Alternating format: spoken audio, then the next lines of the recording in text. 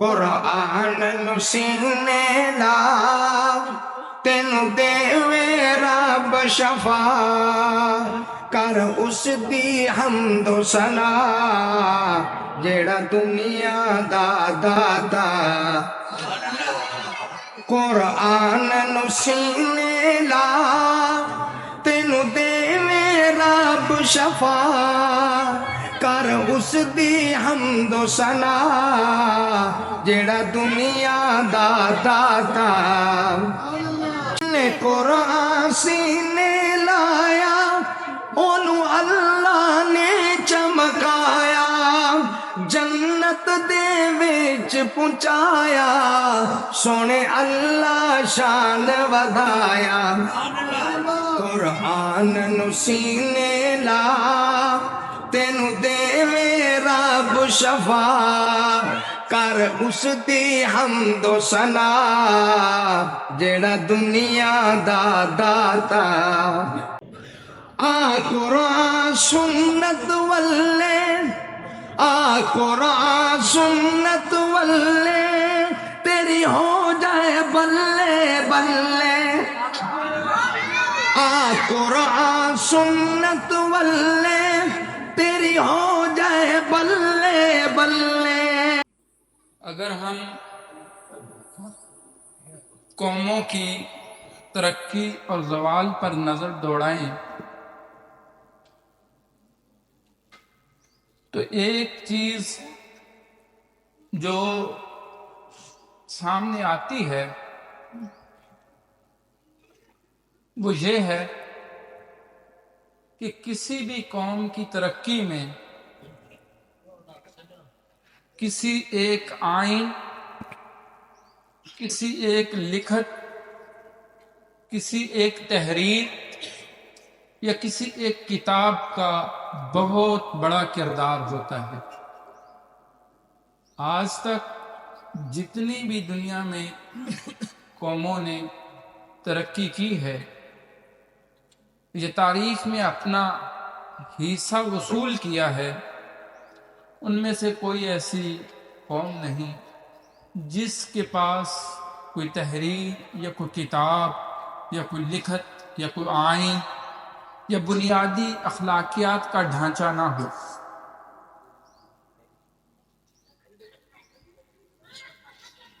دوسری طرف اگر ہم دیکھیں جتنی بھی قوموں نے اور جتنی بھی بڑے بڑے جغرافیہ کے حامل ملکوں نے دنیا پر قبضہ کیا ہے،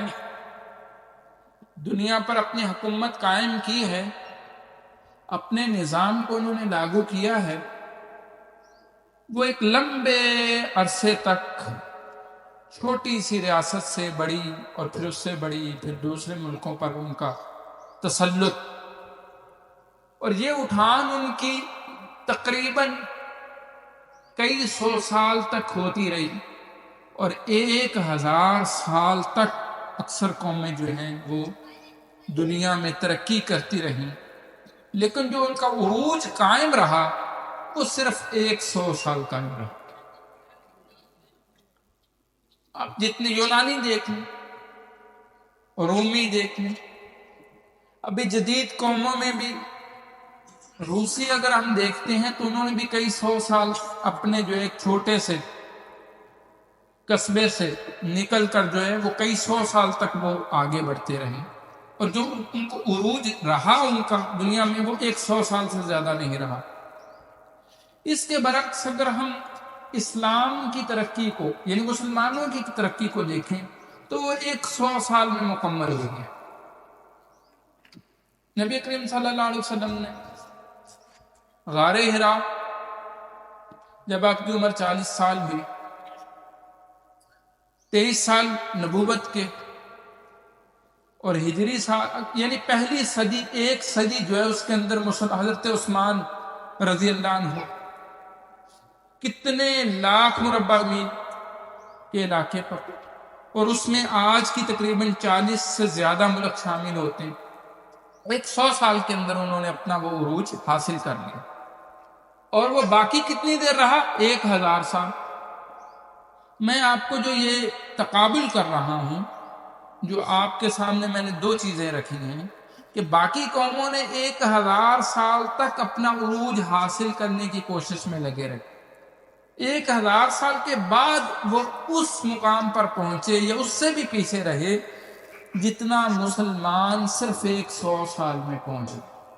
پہلی بات۔ دوسری قومیں زیادہ سے زیادہ ان کی جو عروج کا وقت ہے وہ 100 سال ہے تقریباً، کم و بیش، لیکن مسلمانوں کے عروج کا وقت 1000 سال ہے۔ ابھی یہ پچھلا یہی 100 150 سال سے مسلمانوں کا تھوڑا سا زوال کا سلسلہ شروع ہوا، 200 سال کر لیں، اور اب پھر اٹھان شروع ہو گئی الحمدللہ۔ تو یہ کیا وجہ ہے کہ باقی قومیں جس مقام تک پہنچی 1000 سال میں، مسلمان پہنچے 100 سال میں، باقی قومیں وہاں پر ٹکی رہی 100 سال اور مسلمان ٹکے رہے 1000 سال۔ یہ چیز آخر کچھ فرق تو ہوگا نا جی، کھاتے تو وہ بھی ہیں، ہم بھی کھاتے ہیں، پہنتے وہ بھی ہیں، ہم بھی پہنتے ہیں، ان کے پاس بھی وسائل ہیں، اور جب کسی کے پاس اقتدار آتا تو ہمارے پاس بھی وسائل آ گئے، تو پھر فرق آخر کیا ہے؟ اگر کوئی کہے کہ یہ علم کا فرق ہے تو ٹھیک ہے، یہ اگر علم کا فرق ہے تو ٹیکنالوجی میں تو وہ بھی بہت آگے رہے اپنے اپنے وقت کے حساب سے، جو ان کا وقت تھا اس میں ٹیکنالوجی بہت زیادہ تھی ان کے پاس۔ اہرام مصر آپ دیکھ لیں، اہرام مصر جو ہے وہ کئی ٹن کا ایک پتھر ہے جس کو عام حالت میں بندہ دیکھ کر دنگ رہ جاتا ہے، اور جب اس کو تراش کر رکھا گیا، وہ ان میں سے آپ سمجھ لیں کہ کوئی اتنے بڑے بڑے بھی پتھر ہوں گے کہ ہو سکتا ہے کہ اس مسجد کے چوتھے حصے یا آدھے حصے کے مطلب ہال کے برابر ایک پتھر ہو، اور ان کو اس ترتیب سے انہوں نے رکھا کہ اس کے اندر یہ جو ہم کالنگ کارڈ ہوتا ہے یا ہمارا جو شناختی کارڈ ہوتا ہے وہ بھی ان دو پتھروں کے درمیان داخل نہیں ہو سکتا تھا، یعنی اتنا انہوں نے صفائی کے ساتھ اس کو تراش کر رکھا۔ تو کتنی بڑی ٹیکنالوجی ہوگی؟ پھر اس کے پیچھے حکمت کیا ہے، مسئلہ کیا ہے؟ اگر یہ چیز ہمیں سمجھ آ جائے نا تو دنیا اور آخرت میں ہم کامیاب ہو جائیں۔ اس کی میں آپ کو ایک اور وضاحت کرتا ہوں۔ روس 1900 کچھ کے اندر، اس نے 1920-30 کے اندر اس نے کچھ مسلم ریاستوں پر، وسط ایشیا کی جو ریاستیں ہیں ان پر قبضہ کیا، اور یہ مشہور تھا کہ جہاں پر وہ اپنے پاؤں جما لیتا ہے پھر وہ واپس نہیں جاتا، یہ بات حقیقت۔ خیر وہ اللہ تعالیٰ نے ایک اپنے بندوں سے کام لیا، اس کو واپس جانا پڑا، اس نے جو مسلمانوں کے قبضے نگلے تھے ان کو چھوڑنا پڑا، اور وہ نسلیں جو ہیں 2-3 نسلیں جن کی گزر چکی تھیں، جن کے پاس قرآن مجید باقاعدہ لکھی ہوئی حالت میں موجود نہیں تھا، اگر کوئی مسلمان ان کے پاس جا کے کہتا کہ اس کو پڑھ کے سنا دو تو وہ بیچارے کہتے تھے کہ ہمیں یہ پڑھنا نہیں آتا، یہ کیا ہے آپ کے ہاتھ میں؟ وہ کہتے تھے تم مسلمان نہیں، مسلمان تو ہیں، تو یہ قرآن ہے تو اس کو پڑھ کے سناؤ، کہتے ہیں ہم نے آج تک دیکھا نہیں، اس کو پابندی تھی۔ لیکن وہ حافظ قرآن تھے، ان کے بچے حافظ قرآن تھے، زبانی قرآن ناظرہ قرآن پڑھنا نہیں جانتے تھے، کیونکہ گھروں کے اندر جس گھر کے اندر یہ شکایت معلوم ہو جاتی، ان کو علم میں آ جاتا کہ ان کے گھر میں قرآن مجید کا کوئی نسخہ ہے یا کچھ اس کے اوراق ہیں، تو ان کو گرفتار کر لیا جاتا تھا۔ ایسے میں بھی ان قوموں نے اپنے بچوں کو زبانی قرآن حفظ پہ لگا دیا تاکہ قرآن ان کے سینوں کے اندر سے نکالا نہ جا سکے، اور قرآن وہی محبت ہے، اور جو ہی وہ روسیوں کا وہاں سے تسلط ختم ہوا، حفاظ کرام گھروں سے تلاوت کرتے ہوئے باہر آ گئے۔ کہاں 70، کیا یہ کتاب کا یہ معجزہ کسی اور کتاب کے ساتھ ہے؟ ظاہر ہے کسی اور کتاب کے ساتھ یہ معجزہ نہیں ہے۔ میرا ذوق تھوڑا سا غیر مسلموں کے ساتھ بات کرنے کا بھی ہے۔ بائبل کے اندر لکھا ہوا ہے کہ جو کوئی اس کے اندر تبدیلی کرے گا میں اس کو پوچھوں گا۔ ظاہر ترجمہ در ترجمہ اور تحریفات ہوئی ہیں، لیکن جو آپ کو بات میں عرض کرنا چاہتا ہوں اس پر آپ توجہ دیجیے۔ بائبل میں کیا لکھا ہوا ہے کہ جو کوئی اس کلام میں تبدیلی کرے گا میں اس کو پوچھوں گا، یعنی اس کو سزا دوں گا۔ لیکن قرآن میں یہ نہیں کہا گیا کہ جو اس میں تبدیلی کرے گا اس کو میں سزا دوں گا۔ فرق سمجھیے گا، اس میں کیا لکھا ہوا ہے؟ اِنَّا نَحْنُ نَزَّلْنَا الذِّكْرَ وَإِنَّا لَهُ لَحَافِظُونَ۔ اس ذکر کو، اس قرآن کو ہم ہی نے نازل، بلکہ اس کا صحیح ترجمہ اردو میں ہو نہیں سکتا۔ ہم 3-4 مرتبہ اس آیت کے اندر آیا ہے کہ ہم ہی نے اس قرآن کو نازل کیا ہے اور ہم ہی اس قرآن کی حفاظت کرنے والے ہیں۔ اور وہ قرآن کی حفاظت ہے، ماشاءاللہ چھوٹے چھوٹے بچے ہیں، ناظرہ سے بات شروع ہوئی ہے، پھر حفظ، پھر اس کے بعد اس کی تفسیر کے ساتھ پھر درس و تدریس باقاعدہ عالم کا، یہ سارا اللہ تعالیٰ نے نظام۔ اور ایک اور بھی بات آپ کے شاید علم میں ہو، یعنی عام طور پہ چیزیں تو سامنے ہوتی ہیں لیکن ہم اس پر غور نہیں کرتے۔ دنیا کی واحد کتاب ہے جس کا علیحدہ رسم الخط ہے اور اس کے اندر کوئی اور کتاب نہیں لکھی جاتی۔ بخاری شریف حدیث کی بہت بڑی کتاب ہے، لیکن جو قرآن کا رسم الخط ہے وہ بخاری شریف کے لیے بھی وہ نہیں ہے، علیحدہ ہے، اس کے لیے عربی والا فونٹ استعمال ہوتا ہے۔ قرآن مجید کا جو فونٹ ہے، قرآن مجید کا جو رسم الخط ہے، اس میں کوئی دنیا کی اور کتاب نہیں لکھی جاتی۔ اور پھر اگلی بات، قرآن مجید دنیا کی کسی اور رسم الخط میں بھی نہیں لکھا جاتا۔ قرآن مجید دنیا، اس کا جو اپنا خط ہے، رسم ہے، اس کے علاوہ اس کو کسی اور میں تحریر کیا ہی نہیں جا سکتا۔ یہ اعجاز ہے، اور پوری دنیا کی، پوری انسانی تاریخ کے اندر یہ اعجاز بھی، یہ خصوصیت بھی صرف قرآن کے حصے میں، یہ کس کے لیے علیحدہ رسم الخط، علیحدہ سٹائل ہے، اور اس میں اور کوئی کتاب نہیں لکھی جاتی۔ ابھی آپ دیکھیں حالات حاضرہ کے حوالے سے اگر تھوڑی ہم بات کریں، غزہ چھوٹا سا ہے۔ میں آپ کے یہاں پر آنے سے پہلے آپ سب سے یہ بات کر رہا تھا کہ غزہ جو ہے، آپ جانتے ہیں کہ غزہ کتنا کو علاقہ ہے؟ کسی کے ذہن میں یہاں سے لے کر جتنی جنبر نہر ہے نا، زیادہ سے زیادہ یعنی 10 سے 12 میل چوڑا ہے اور 30-35 میل لمبا ہے۔ غزہ چھوٹا سا علاقہ، یعنی اس کو اگر آپ کہیں نا تو شاید تحصیل پتوں کی بھی اس سے بڑی ہو، تحصیل پتوں کی بھی شاید اس سے بڑی ہو۔ پچھلے کوئی 3 ماہ ہو گئے وہاں پہ 20,000 سے زیادہ مسلمان شہید ہو گئے، لیکن وہ وہاں پر جو مجاہدین ہیں انہوں نے، اب گاؤں دیہات کے ہیں، زمین کے اندر سرنگیں بنائی ہیں، زمین کے اندر نیچے گہری کھانیاں بنائی ہیں، ان سے وہ نکلتے ہیں، حملہ کرتے ہیں، پھر واپس چلے جاتے ہیں۔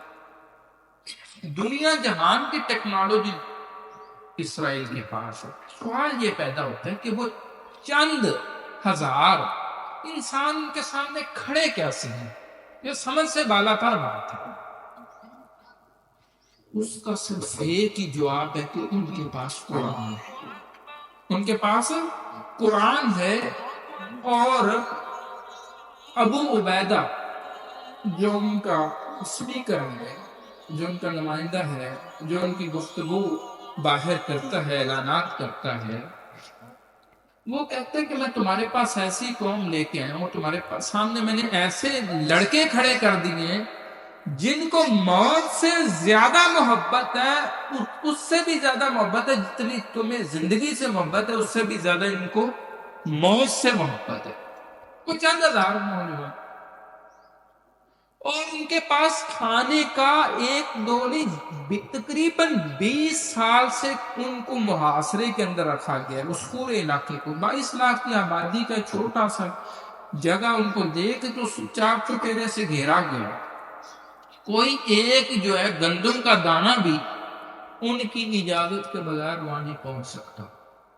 لیکن اللہ تعالیٰ نے ان کو اس قدر ہمت دی، اور وہ ہمت کس بنیاد پر دی ہے؟ جو اصل میرا مقصد ہے بات کرنے کا، قرآن کے ساتھ تعلق کی وجہ سے۔ جب پچھلے چند سال پہلے غزہ پر بہت زیادہ بمباری ہوئی، بہت سینکڑوں مسلمان شہید ہو گئے، تب انہوں نے یہ عہد کیا کہ ہمارے بچے شہید ہو رہے ہیں تو ہم اپنے بچوں کو قرآن کی طرف لگائیں گے۔ پہلے بھی ظاہر عرب لوگ جو ہیں قرآن سے بہت محبت کرتے ہیں، وہ مسجد میں آتے ہیں،